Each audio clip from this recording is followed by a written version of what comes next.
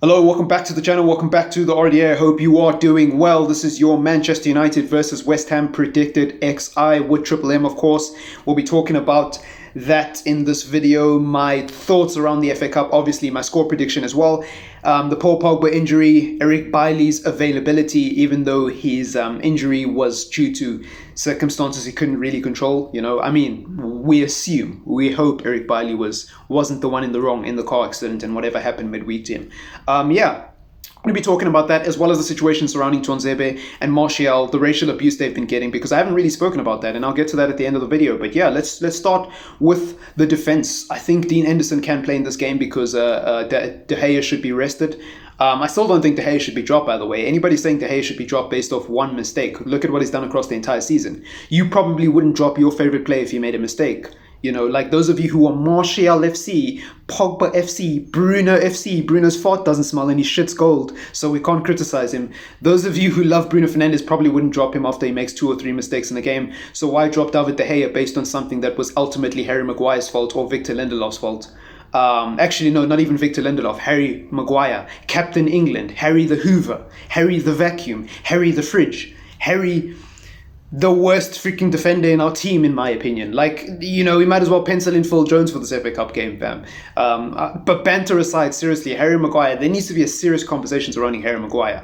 Like, yes, he's been a decent player alongside Eric Bailly, but at what point does this guy actually get dropped? At what point does this guy actually get held accountable for his mistakes? Like, at what point, you know? Anyways, I digress. He's going to start anyways. Victor Lindelof is going to start anyways because Eric Bailly had the car accident a few days ago or a week ago, sorry. So he might not be fully ready to play in this FA Cup game, but you never know. Axel Tuanzebe for me is not very reliable at the moment, not just because of his injuries in the past and how many long-term injuries he had in such a short space of time, but just because he's not performing at the minute. You know, every time Axel Tuanzebe seems to come on, something goes wrong, and that's not his fault, obviously. The racial abuse he's been getting is absolutely disgusting, and I would love nothing more than for him to start and actually shut up the haters, but, you know, I don't think that's going to change. I don't think Axel Tuanzebe or Anthony Martial having a good performance is going to change people's racism in the society. So, you know, the situation there, you know, like I said, I'll get to it at the end of the video. You know, I just want to talk about the XI first. On the right-hand side, Aaron Wan-Bissaka, you know, because who else are you going to play? You know, I say this in every video, but who else are you going to play? Like, seriously, who else are you going to play? Can't play Tuanzebe there because Tuanzebe is the only person I can think of who can kind of do a job in right back who's better than Williams, or who I'd rather have in the team than Williams. But you can't play him at the moment because of the situation happening. Like, he's even turned off his comments on Instagram, which is absolutely mental. On the left-hand side, I think you've got to go with Alex Telles. I think Luke Shaw should rest. He's been one of our best players in the last month or two, and I think he deserves a rest. And I think Alex Telles isn't that much worse than Luke Shaw, in my opinion. Obviously, Luke Shaw's been very, very solid at the moment, and his form has put him right up there with some of our best players. But I think Alex Telles, there is a quality fullback in Alex Telles, and I think he definitely can do a job against West Ham. Actually, I think he can do more than a job. I think he can have a good game against West Ham, and I think he brings something different to our attack, even as a fullback. So I would love to see Alex Telles get involved in this game. Moving forward into the midfield, obviously Paul Pogba had a bit of a muscle injury. At the time of me recording this video, the only update is that Ole Gunnar Solskjaer knows 100% that it's a muscle injury. They don't know how long it's going to keep him out, but they hope and they think it's not going to be long term. So that's good news, I suppose, and we'll see how that story develops. Paul Pogba, for me, is a massively important player at the moment, but you guys already know my opinions on Paul Pogba. He wants to leave. So for me, let him leave in the summer. But until then, let's get the best out of him and let's use him because he's in form at the moment. And actually, the way I've got to put my hands up and say the way Ole Gunnar Solskjaer's handled the situation surrounding Paul Pogba has been absolutely phenomenal and fantastic. I love the professionalism and I love the fact that he's just completely ignored the fan base when we all called for him to get dropped and done what a manager should do, and that's have strong conviction in your own beliefs. So big up to Ole Gunnar Solskjaer for that. But obviously, Paul Pogba probably won't start in this game. So in the midfield, I'll probably go with. I would love to see Donny van der Beek start. But I don't know if we will see Donny van der Beek start because I think the FA Cup is actually important now. I think everybody has woken up and smelled the coffee and realized that this team's not good enough to challenge for a title. And with that, we have an opportunity to win the FA Cup, we have an opportunity to win the Europa League and finish second in the league. that is a good season by a lot of people's standards, because a lot of you celebrated the Tupperware treble under Jose Mourinho. So how big of hypocrites would you be to then turn around and say, after Ole Gunnar Solskjaer finished third in the top four and then didn't get backed in the summer and still finished second and got 2 trophies? How much of a hypocrite would you be to not celebrate that, considering majority of you who watch this video probably celebrated when we won the FA Cup, when Zlatan was doing his little celebration, and he had the FA Cup in one hand and the whole freaking squad in his other hand because he was hugging the whole freaking team. How hypocritical of you would it be to be like, oh, I don't care about these trophies now. Oh, really? But did you care about them under Mourinho? Wow, then you're a hypocrite. Well, what else are we going to win? What else are we going to win? So you're just happy to be in a title race? Are we the new Spurs? Anyways, I digress. I think Matic is probably going to play in this game.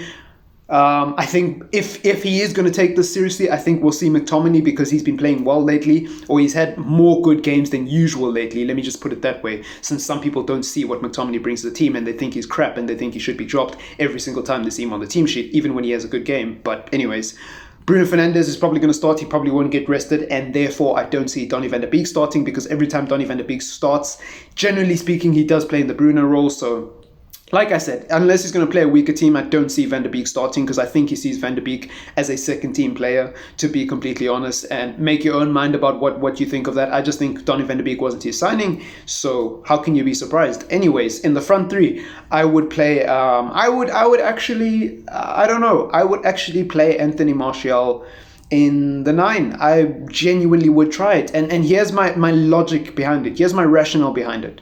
First of all, in all competitions, I believe Cavani and Martial have the same amount of goals, right?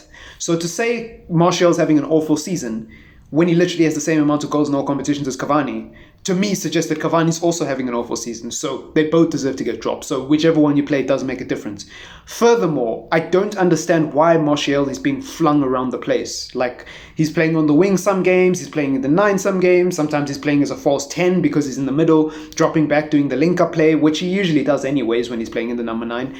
But I think Martial's role should be more specific. I've said this for a lot of times on this channel. I think Martial's role should be way more specific. So I would play Martial in the 9 and I would tell him to stay up the field. Do not drop back no matter what.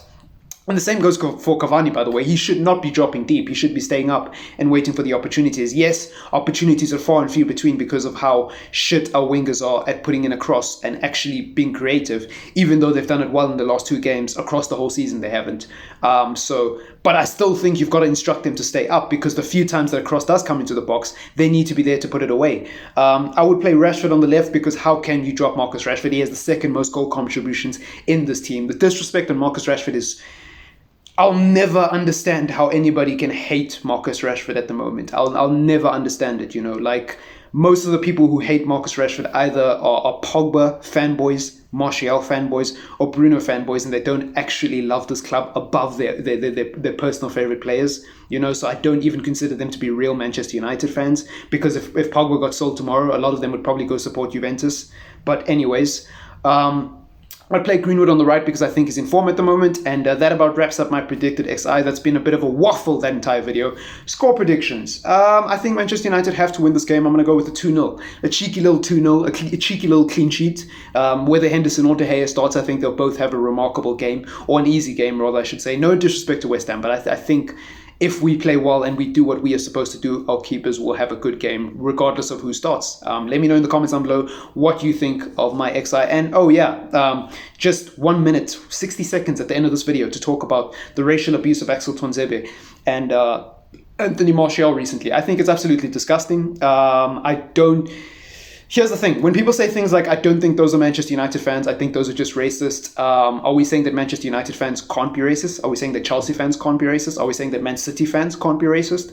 Now, I agree with your rationale. Like, how can you call yourself a Manchester United fan if you racially abuse Manchester United players? Like, that means you're technically not a real Manchester United fan. But without coming across as a top red, like...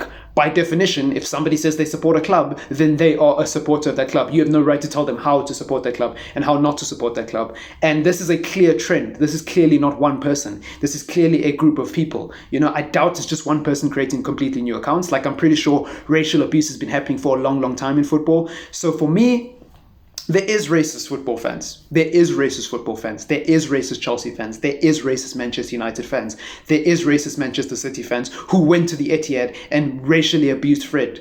Must I refresh your memory? When Fred was getting heckled by a couple of racists at the Etihad. Remember that last year, in 2019, when we played against City at the Etihad. And Fred couldn't take a corner because he was basically getting racially abused.